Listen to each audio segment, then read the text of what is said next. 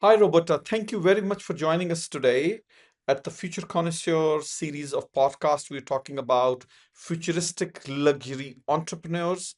And your side was very interesting for me when we talked last time, especially you were at the convergence of lifestyle, fashion, brands, sustainability. So I think it's very fascinating. I would really want to thank you for joining us today. And second, if I may request you to introduce yourself, a little bit of background, and then we get into a very, I would say, profound conversation for everyone. Amazing. Okay, well, thank you ever so much for having me here. I'm fascinated with what you're developing. And so, for those of you that don't know me, my name is Roberta Lee. I'm a style and identity expert, and I kind of work with individuals and brands, helping them shape how they want to look and making sure that that matches with what they want to stand for. So, it's sort of going beyond aesthetics and making sure values are embedded into identity. I'd say my understanding of sustainability has evolved maybe over the last decade. I've learned a lot, unlearned a lot. It now sits maybe in the intersection, I would say, of style, identity, and long term thinking. Excellent, excellent. It reminds me of what you just talk about lifestyle and sustainability. I met someone in like a couple of months back in Manhattan, and this lady, very young, but you know what she told me? She said to me, and we would just like step upon sustainability topic because there's so many like greenwashing and all of that is happening. Yes. So and we were talking about this, and you know what she told me, which was like stuck with me. She said, you know what, to me, she said, Shazad, to me sustainability is my oldest pair of jeans with me. That is sustainability for me. Longevity, I would say. Exactly. Quality and longevity. And that would be my response to that. That's what a lot of brands have lost. They've lost sight of what investment really means. Like, so when we invest in things, there's a difference between investing in something in the moment because you want to be perceived as a certain idea, or a more traditional sense of investing in something because it becomes a heirloom. You want to pass it on to somebody else or another family member. And I think that we've got these two ideas of investing which are contradicting in the space at the moment. So we're seeing a lot of, let's say, luxury brands and branding, but they're really not any better than a lot of fast fashion because they're not designed to last. They're capturing the moment and ego. They're not designed for the future. Absolutely, absolutely. You're spot on. You should be my spokesperson for these kind of things, by the way, because you're talking, because you're exactly translating what we believe in. Let's go a little bit on your operation and your work, especially. So you basically, and correct me where I'm wrong. So you basically connect between. So you talk to personal, like clients. So are you on the convergence of some kind of a concierge shopping or a personal shopper for your clients, and then or you work through brands as well and then the personalities, so how does it work? Well, I've kind of created a bit more of a unique system for myself because I've specialized in sustainability from the beginning. I've had to learn, as I mentioned, learning, unlearning, these type of things, they kind of happen when you've been in the space for a long time. So I've really started to understand what sustainable brands look like in terms of a luxury element and investment, quality and longevity. You can have a fantastic story as a sustainable brand. Mm. But if the quality is not there, if it can't be worn, washed and worn, like that you're, like you mentioned, your the lady that wore the jeans, that's a really great example. Like if we want to support the brands that are emerging and they're somehow able to bring a sense of prestige, pride, honor, that's the badge, that's the logo that we want to wear, not necessarily because it's associated with old money, but that lasts. That's a very different relationship that we're building. And what I'm looking for from the brands that I'm working with now is that combination of great aesthetics. I mean, the wow, aspirational factor, the quality, provenance, the fact that they have got a good ethical backbone in their business, that sustainability is the standard. that, they're not shouting about, oh, we pay our workers a fair, our workers are paid fairly. We recycle paper in the office. I mean, whoopie doodah. You should be doing that anyway. I want to see quality, a real aspirational element of something that really creates desire, that people want to invest in. The identity of that piece is so meaningful to them that they want to keep it for a long time. Yeah, between these two things, because you have, I realize that you have a view on sustainability, and then the wow factor, then the quality, then the choice of a Mm. consumer as well, and then there is offering from the brands. So because I feel that you have your own standpoint beyond a buyer and beyond a brand, you have your own thought process. So within your thought process, what you have built over the time with learning and unlearning, who is who do you feel is more on your side, brands or your personal clients who comes to you? Well, that's really interesting because I think what we're starting to see is people realizing that there isn't black and there isn't white, but there's this grey area in between, which I call the messy middle. And something I keep talking about more and more is navigating living in the grey. Hmm. And that also is the same for, being a consumer or being a brand. There's a lot of contradictions within the space, Hmm. and two things can be true at the same time. And I think where we've lacked progress in spaces with mass adoption or brands kind of being able to move out of a niche is because we've become too fixated with them being either black or white, or saying you're good, you're bad, but you do this well, but you don't do that well. And I think we need to sort of all step in the messy middle, which I call, the grey. And that is the bit that's most interesting for me, because I think there really is not a standard right or wrong here. There are some core baselines, and I think those are the things that we need to keep building on. And if we keep fighting within the industry as advocates of a better industry, or as consumers, finger pointing and highlighting the things that people aren't doing properly isn't really moving the agenda forward. So I've had to sort of step away from that dialogue, think about how does this position, because ultimately we want everybody to engage in positive actions for the future. So brands thrive, so we thrive, the environment thrives, everybody thrives. That can we have a good version of capitalism? Well, maybe we can if everybody's doing everything for the good of everybody and it's not extractive. So I'm not sure whether that answers your question, but I think that there's a middle area Yeah, that yeah, no, no, we all need I to be more understand. comfortable standing in. Roberta, you have seen that, and I'm seeing that very closely for the last, I would say, especially a decade. There's so many changes have done. There is a huge shift, especially post COVID, and then what is happening regionally, what is happening now even. So there's so many shifts are happening, and I think it's the entire system is kind of it's basically recalibrating kind of and I don't know how much time it will take to get into the real shape, but I think it's in the process have started. I think process did not started now. It started from, I think, from COVID, for example, and how we all went on a because everything relates to everyone now. So everybody is impacted by everything right now. So it's not that it's not you and it's not me. What you just you said in the beginning, that it has to be a middle ground. It's not finger pointing. It's not about blaming. It's not about highlighting you're not doing right and I'm doing the wrong, right. I think it's more about finding an equilibrium across the channels to get them away so that the chain is completed and it can start moving in the right direction. Maybe not 100%, but at least somewhere around that lines, and sometime it will get into the right track.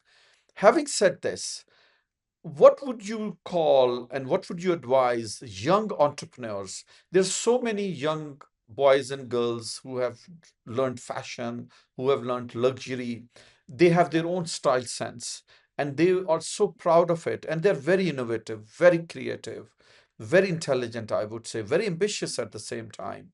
But how would you say, where are the what are the maybe top three challenges they need to understand before they get into something or some line what you are doing in terms of styling, sustainability, fashion, clients, brands?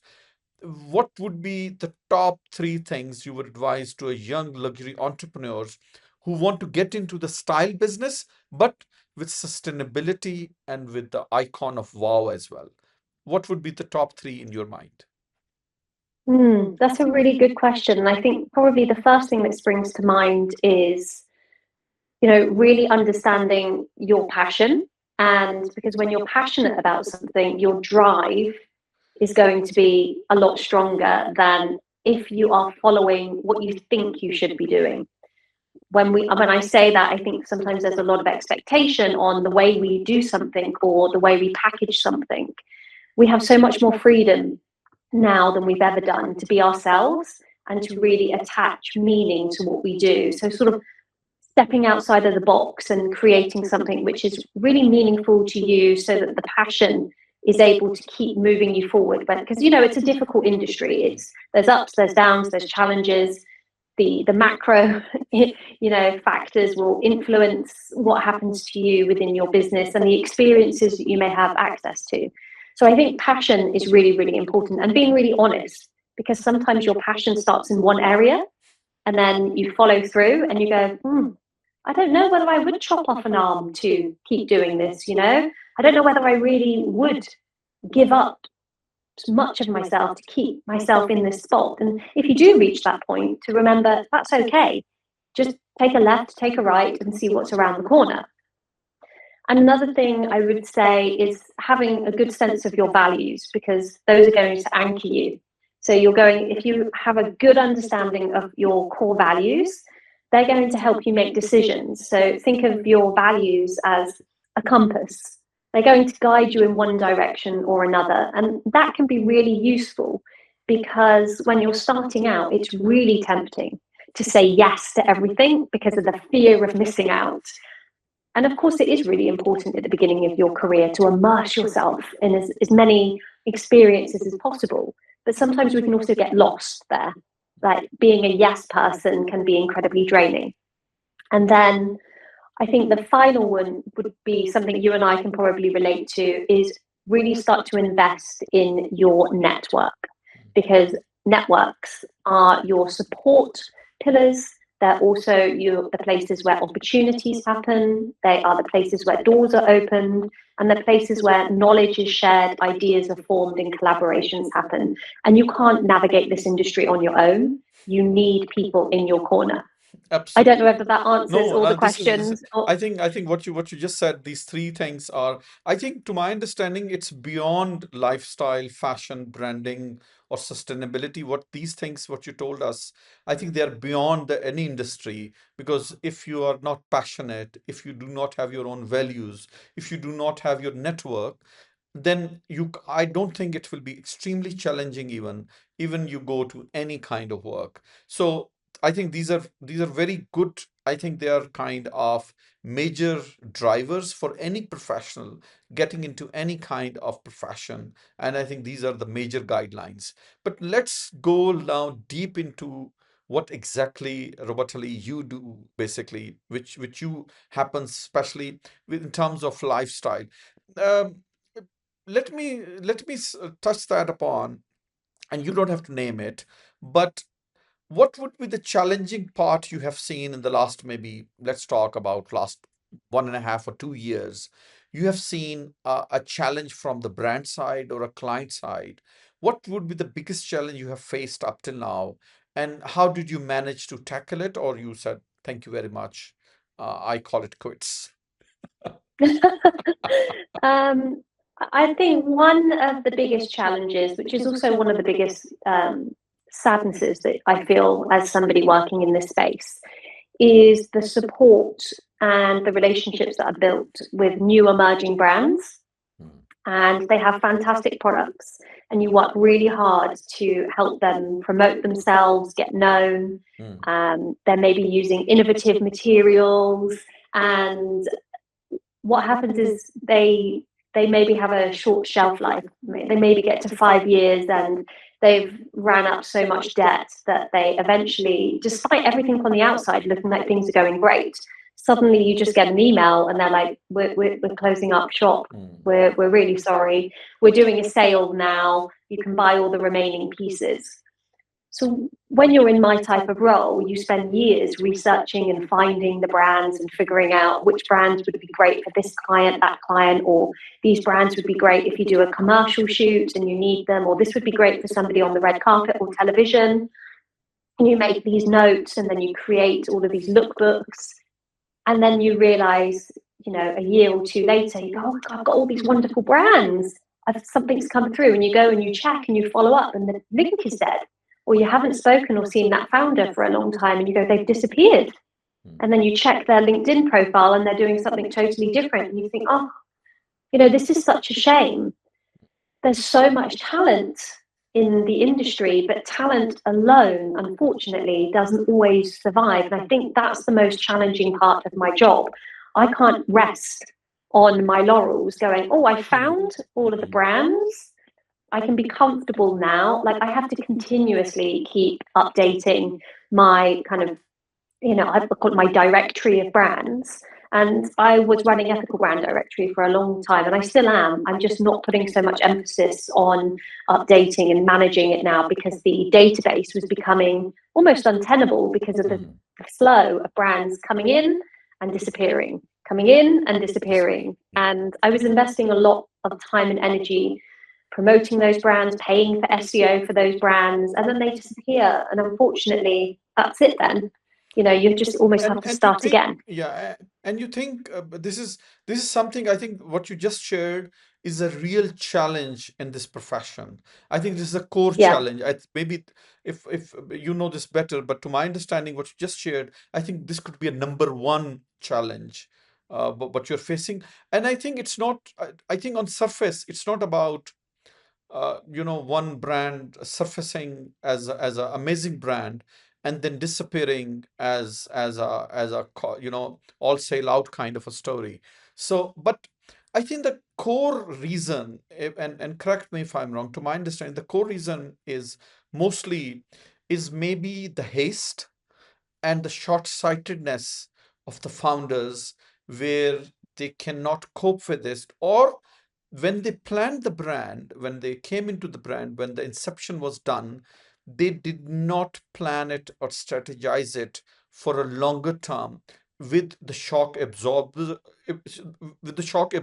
in it, so that they can sustain the pits and fall of the market, which to my understanding is very obvious.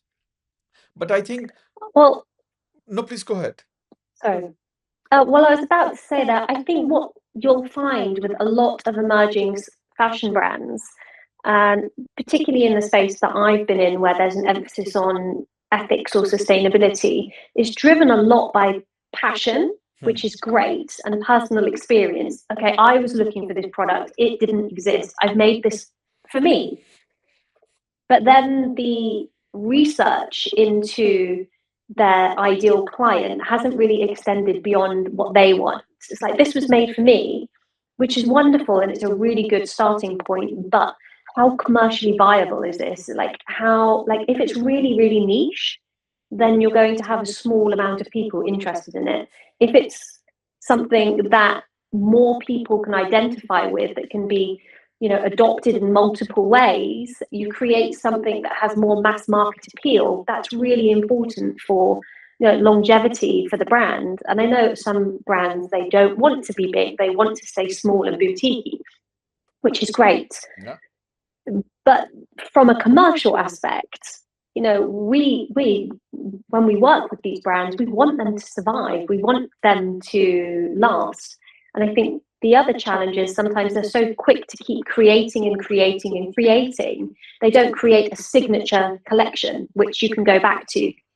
Maybe I have a client, they loved something, and they say, hey, I'd love to reinvest and get it in this or that. And then you go back to the website and like, oh, they've stopped making all of these things. They've moved on to something brand new now. So I think there's an element of chasing newness, but then that's also them discovering themselves, like putting the products out, seeing what resonates. I don't know that there's a perfect solution to that because it is a journey and a process. I believe a lot of them lacked the infrastructure around running a fashion business from a commercial lens.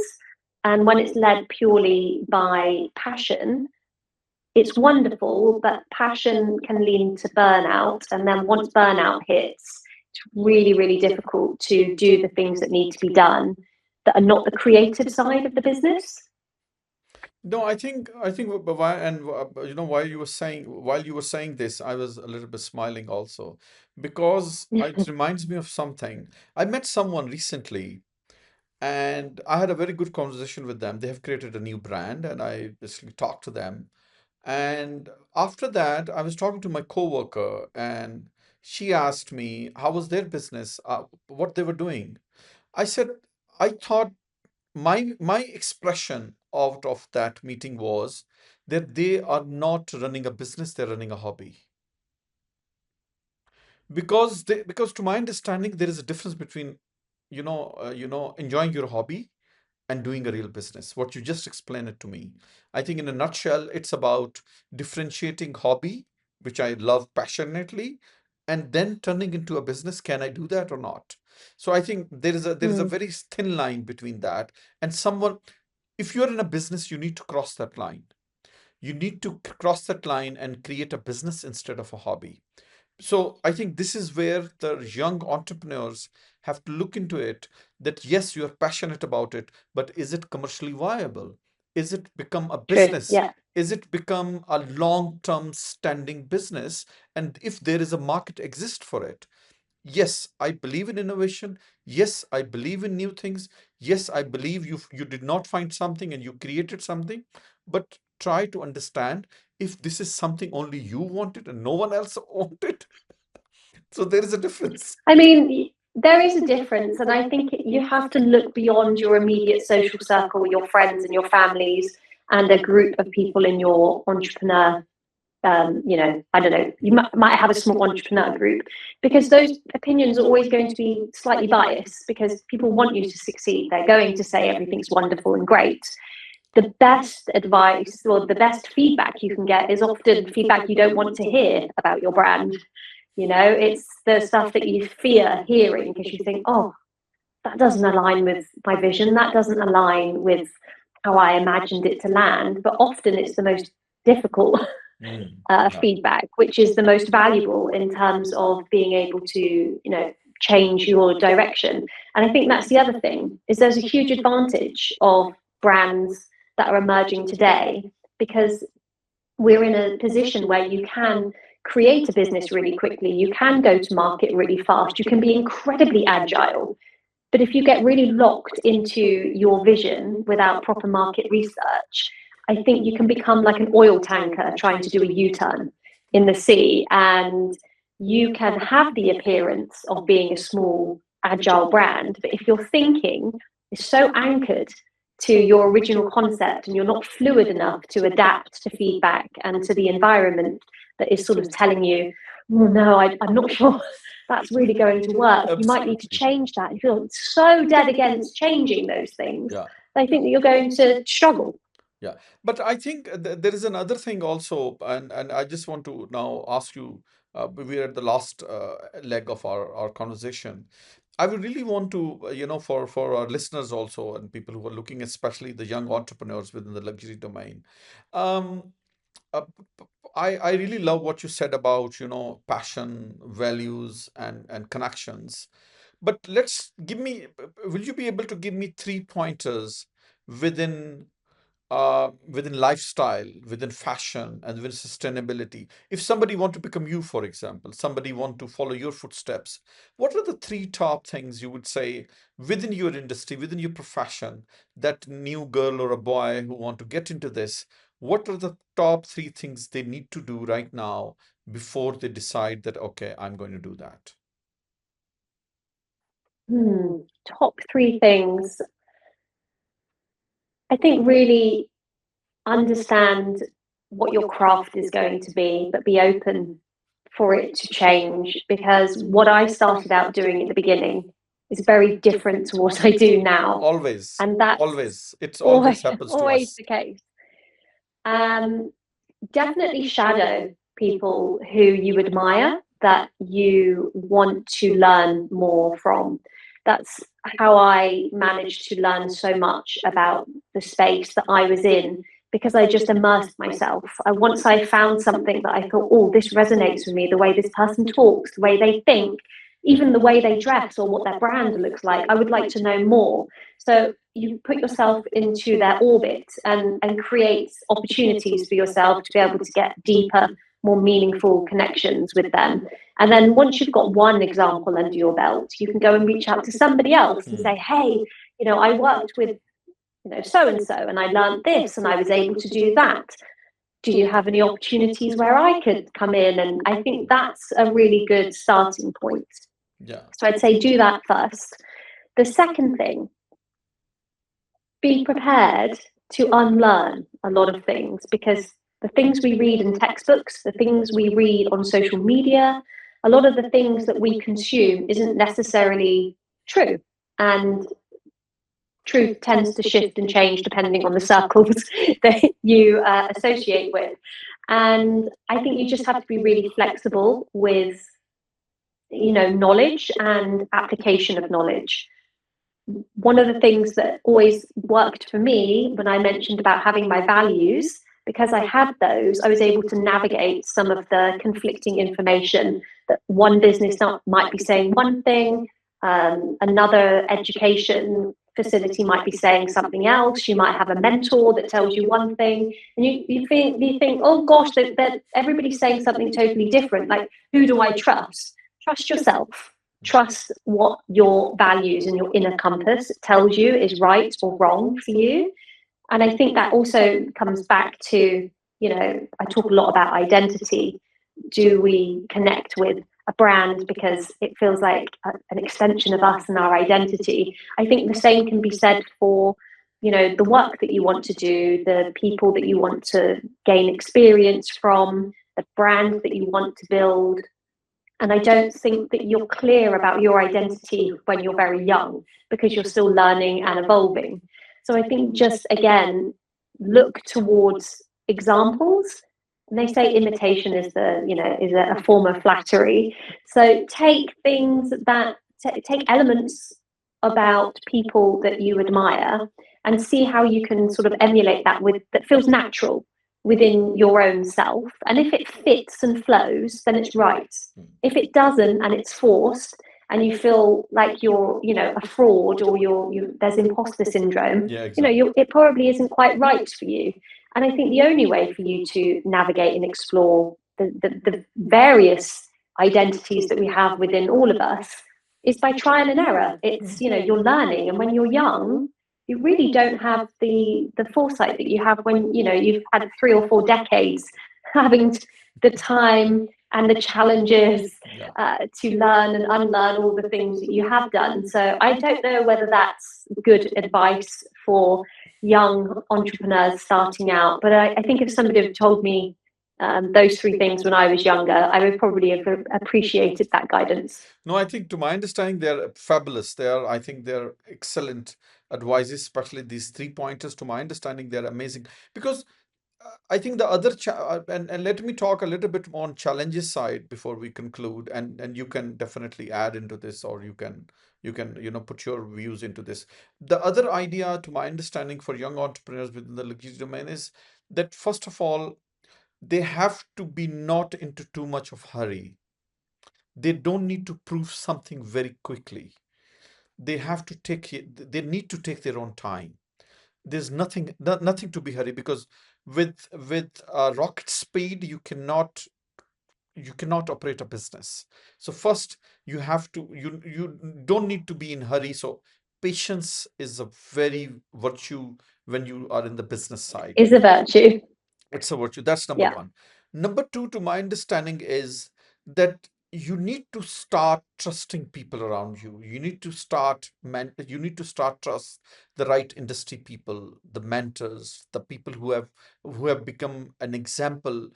So what I'm trying to say here is that respect and trust experience of the people. They have Yeah, where they are today, there is a reason when they are where they are today. So trust and respect the experience. That's number two. So no rush, trust and respect the experience. And third, which is to my understanding, the most important part is, as you also said, that follow your passion. Don't become a shadow of someone. You are a personality. You are your own identity. You cannot be grown under a big tree. You have to create your own branches and roots and identity. So you have your own DNA. Become a DNA exactly. of your own and create your personality. Maybe the people who you admire, they start admiring you at one time. And this has happened so many times that we admire younger generations, that, oh my God, what she or he has done. So don't be shy away to create something which has not been created before.